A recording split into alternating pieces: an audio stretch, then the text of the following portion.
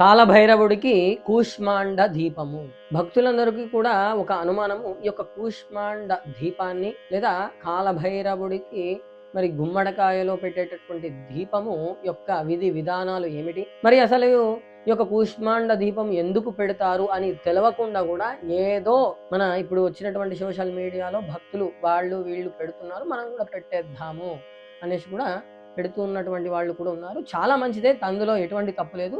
ఈ యొక్క కూష్మాండంలో దీపం పెట్టడము అనేటటువంటిది చాలా శుభదాయకం. కూష్మాండ దీపాన్ని లేదా కాలభైరవుడికి పెట్టేటటువంటి దీపము ఎప్పుడు పెట్టాలి, అసలు ఎక్కడ ఈ యొక్క దీపాన్ని పెట్టవచ్చు, మరి ఈ యొక్క కూష్మాండ దీపాన్ని ఎక్కడ పెట్టొచ్చు అనేటటువంటి విషయం మీద కూడా నేను ఈ యొక్క విషయాన్ని చెప్పదలుచుకున్నాను. కూష్మాండ దీపాన్ని అసలు కూష్మాండం అంటే గుమ్మడికాయ.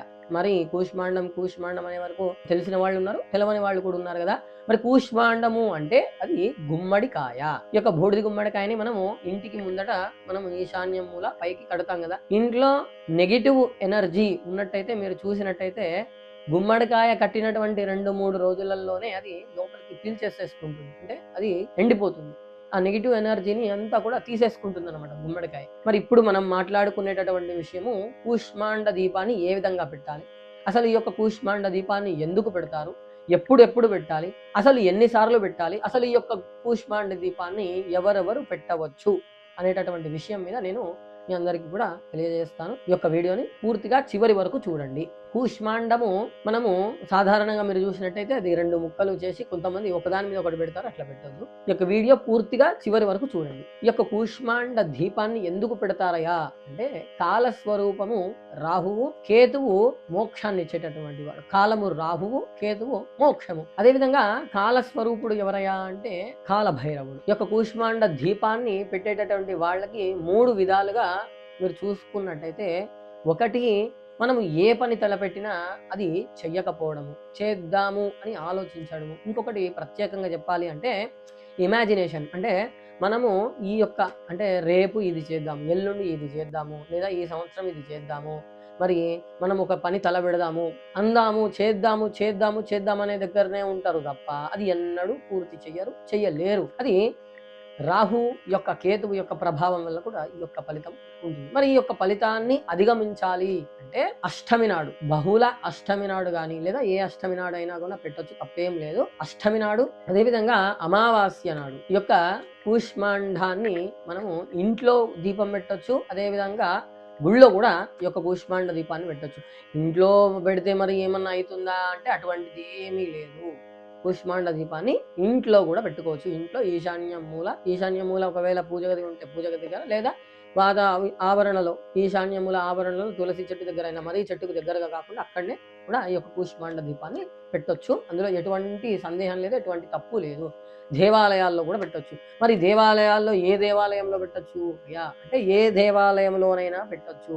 ఆంజనేయ స్వామి దేవాలయంలో పెట్టొచ్చు. ప్రత్యేకంగా కాలభైరవ ఆలయము మనకు దగ్గరలో తక్కువ ఆలయాలు ఉంటాయి కాలభైరవ స్వామివి కాబట్టి శివాలయంలో పెట్టొచ్చు, ఆంజనేయ స్వామి ఆలయంలో కూడా పెట్టొచ్చు అనమాట. మరి రెండో విధానమైనటువంటి ఆలోచన ఏమిటయా అంటే, చేద్దాము అని సంకల్పిస్తారు కదా, చేద్దాము అనుకునే వరకు ఏదో ఒక తెలియని మానసిక బాధ, అయ్యో చేయగలుగుతామో లేదో, మరి చేస్తే ఫలితము మంచి వస్తుందా చెడు వస్తుందా, మరి చేయగలుగుతామా లేదా అనేటటువంటి విషయం మీద కూడా ఈ యొక్క భయం అనేటటువంటిది ఉంటుంది. కాబట్టి ఈ యొక్క భయాన్ని తొలగించుకోవడానికి కూడా ఈ యొక్క కూష్మాండంలో దీపం పెట్టి, దుర్గాదేవిని ఉద్దేశించి ఈ యొక్క కూష్మాండంలో దీపం పెట్టినట్టయితే అటువంటి భయాలన్నిటినీ కూడా ఆ దేవి తీసేస్తుంది అనమాట. మరి మూడో విధానము, మనము పని తలపెట్టిన, పని చేద్దాము ఏదో ఒక సంకల్పం అనుకున్న దైవ కారణంగానైనా లేదా మనంతట మన చేతనైనా కానీ ఆ పని విఫలమైపోతుంది. అది చేదాంక వచ్చి కూడా అది మన ద్వారానే, అంటే మన చేతులారా స్వయం కృపారాధన వల్లనే కూడా అది దూరం అవుతుంది. అటువంటి పరిస్థితుల్లో కూడా కూష్మాండ దీపాన్ని పెట్టి నారసింహస్వామిని ఉపాసన, అంటే నారసింహస్వామికి నమస్కారం చేసినట్టయితే, ఆ కూష్మాండ దీపాన్ని ప్రత్యేకంగా నారసింహస్వామి కొరకై పెట్టినట్టయితే అటువంటి భయాలు, అటువంటి సమస్యలు ఏమన్నా ఉన్నా కానీ ఆ నారసింహస్వామి తీసివేస్తాడు.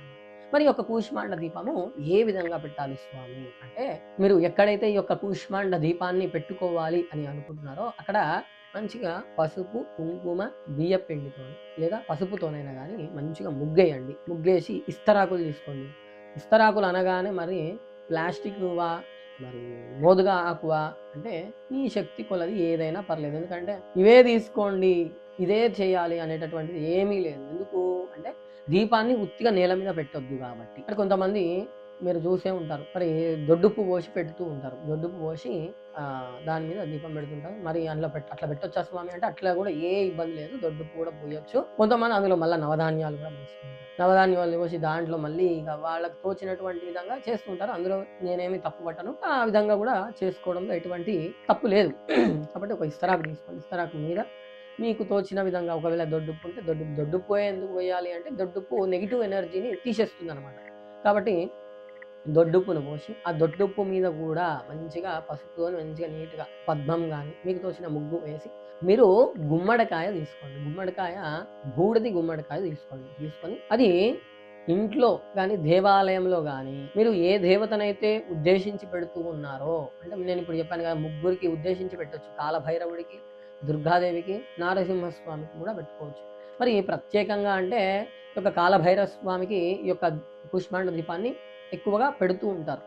అయితే ఈ యొక్క కాలభైరవ స్వామికి మీరు కనుక ఈ యొక్క కుష్మాండాన్ని పెడుతూ ఉన్నట్టయితే మీరు లలితా సహస్రనామం కానీ విష్ణు సహస్రనామం కానీ చదువుతూ మరి మాకు రాదు స్వామి అంటే అమ్మవారికి నమస్కారం చేసుకోండి, ఆ స్వామి వారికి నమస్కారం చేసుకోండి, కాలభైరవ స్వామికి నమస్కారం చేసుకోండి. లేదు అంటే ఆ స్వామికి కాలభైరవ స్వామినే నమః అని అనుకుంటూ కూడా ఈ యొక్క గుమ్మడికాయని సగంగా కోసి దాంట్లో ఉన్నటువంటి గింజలన్నిటినీ కూడా తీసిన తర్వాత నెయ్యితోని కానీ నువ్వుల నూనెతోని కానీ ఈ యొక్క దీపారాధన చేసుకోవచ్చు. ఏ విధంగా మళ్ళీ మొదటి నుండి చెప్తున్నాను. కింద ఫస్ట్ నేల మీద పసుపుతోని ముగ్గేసి దాని మీద ఇస్తరాకు అనగానే మళ్ళీ ఇందాక చెప్పినా కదా, ఏదైనా పర్లేదు మీకు తోచిన మీకు శక్తి కొలది రాగి, వెండి, బంగారు పాత్ర కూడా పెట్టచ్చు, మట్టి పాత్ర అయినా కానీ పెట్టచ్చు. ఇస్తరాకు వేసి ఇస్తరాకు మీద మీ శక్తి కొలది మళ్ళీ దాని మీద ముగ్గైనా వేయొచ్చు, లేదా దొడ్డుప్పు పోసి దాని మీద మళ్ళీ పసుపుతోని ముగ్గేసి ఆ గుమ్మడికాయని దానిలో ఉంచి రెండు పక్కల పెట్టాలి.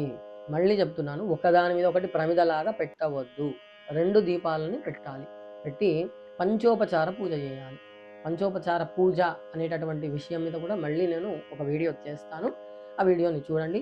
పంచోపచార పూజ అంటే ధూపం, దీపం, పుష్పం, నైవేద్యం, హారతి అవి మీరు ఏ దేవతనైతే ఉపాసించి చేస్తున్నారో లేదా ఏ దేవతకైతే ఉద్దేశించి చేస్తూ ఉన్నారో ఆ దేవతనికి నమస్కారం చేసుకొని ఈ యొక్క పంచోపచారం అంటే ఒక పసుపు, కుంకుమ, పువ్వు, 2 అగరబత్తులు, ఒక పండు అట్లా పెట్టేసి నమస్కారం చేసుకొని అఖండవత్తి అని దొరుకుతుంది. లేదు అంటే మీకు పత్తితోనైనా కానీ మీరు చేసుకోవచ్చు, లేదా అఖండవత్తి దొరుకుతుంది షాప్లో. అఖండవత్తిని అందులో వేసి దాంట్లో దీపాన్ని వెలిగించాలి. మరి ఏ దిశగా వెలిగించాలయ్యా అంటే తూర్పు వైపు, ఉదయం పూట తూర్పు వైపు, సాయంత్రం పూట పశ్చిమం వైపు పెట్టి వెలిగియాలి. ఏ తిథులలో వెలిగియాలి స్వామి అంటే ఇందాక చెప్పాను కదా, బహుళ అష్టమి నాడు కానీ, బహుళ అష్టమి కాలభైరవాష్టమి అని అంటారు.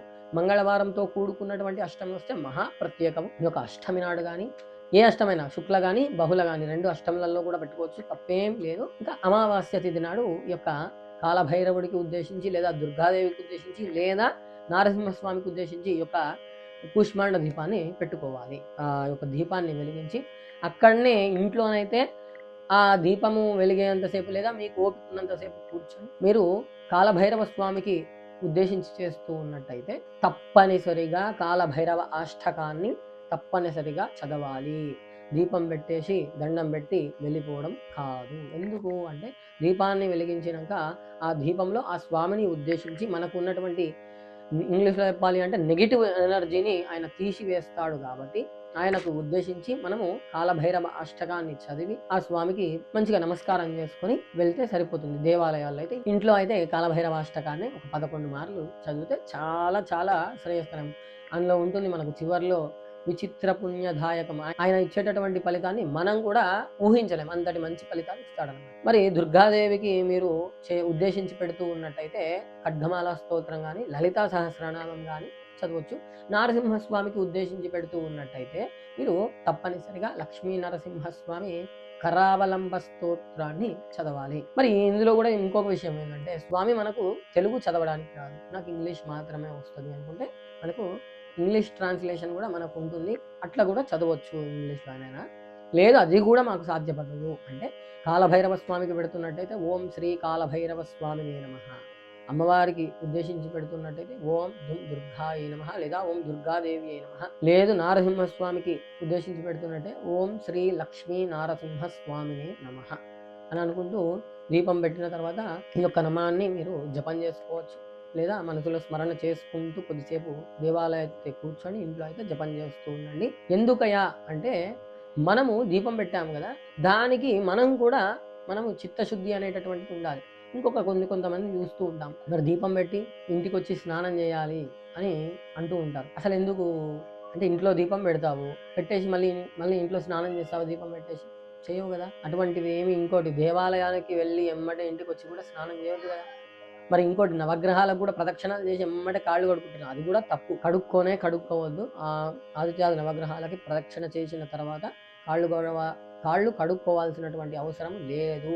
శనీశ్వరుడి దగ్గర ఉన్నటువంటి తైలం కాళ్ళకు అంటితే ఏదైనా జిడ్డులాగా అనుకుని ఉంటే అప్పుడు కడుక్కుంటే తప్పేం లేదు. కానీ కావాల్సుకొని ప్రదక్షిణలు చేసి తప్పనిసరిగా నల్ల దగ్గరికి వెళ్ళి కడుక్కుంటుంటారు, అది కూడా తప్పే. కాబట్టి ఇందులో గమనించుకోవాల్సింది ఏంటంటే అంటే కాలభైరవుడికి ఈ యొక్క దీపం కూష్మాండ దీపం పెట్టి ఇంటికి వెళ్ళగానే స్నానం చేయాలి, కాళ్ళు చేతులు కడుక్కోవాలి, ఇటువంటి అపోహలు పెట్టుకోకండి.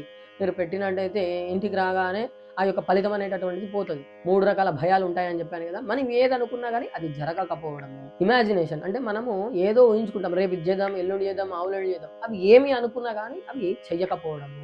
మూడోది, మనం చేద్దామని మన చేతుల దగ్గరికి వచ్చినా మనంతటా మనమే దాన్ని దూరం చేసుకుంటున్నాం. మనము మానసిక రుగ్మత, మనసులో ఏదో తెలియనటువంటి బాధ ఉన్నా కానీ ఈ యొక్క కాలభైరవ దీపాన్ని లేదా కూష్మాండ దీపాన్ని పెట్టినట్టయితే ఈ యొక్క భయాలు తొలగిపోతాయి అన్నమాట.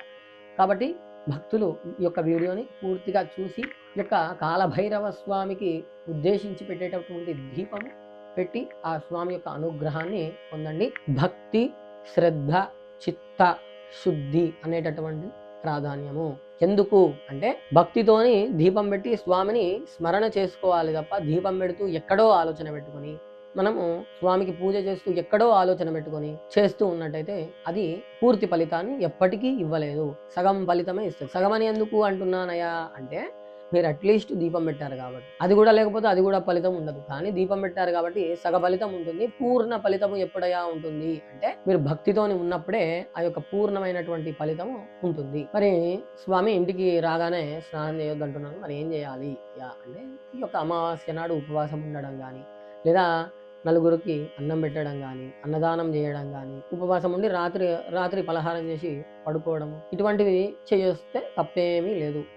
భూశయనం చేయడం అంటే కింద పడుకోవడము, మంచాల మీద పడుకోకపోవడము, ఇటువంటివి చేసినా తప్పేం లేదు. కానీ ఏదో వెళ్ళినాము, వాళ్ళు పెట్టిర్రు, మనం కూడా ఒక గుమ్మడికాయ కొని దీపం పెట్టి దండం పెట్టి వెళ్ళిపోదాం, మన దగ్గర పైసలు ఉన్నాయి కదా పెట్టేస్తే అయిపోతుంది, ఏముందిలే అని అనుకుంటే ఇందాక చెప్పాను కదా సగఫలితమే ఉంటుంది. ఎందుకు అంటే మీరు ఏదో పెట్టాలని పెట్టారు తప్ప భగవంతుని మీద భక్తితోని తప్పనిసరిగా చెయ్యాలి అనే ఏకాగ్రతతోని పెట్టలేదు కదా మరి. కాబట్టి సగఫలితమే ఉంటుంది. కాబట్టి భక్తులు గమనించుకొని ప్రతి అష్టమికి ఈ యొక్క దీపము పెట్టొచ్చు, ప్రతి అమావాస్యకు కూడా ఈ యొక్క దీపం పెట్టొచ్చు. భక్తులు గమనించుకోండి. ఆ కాలభైరవ స్వామి యొక్క అనుగ్రహానికై ఈ యొక్క కూష్మాండ దీపాన్ని పెట్టి ఆ స్వామి యొక్క సంపూర్ణమైనటువంటి అనుగ్రహాన్ని పొందండి. జై శ్రీమన్నారాయణ. శివశ్చ హృదయం విష్ణు, విష్ణుశ్చ హృదయం శివ.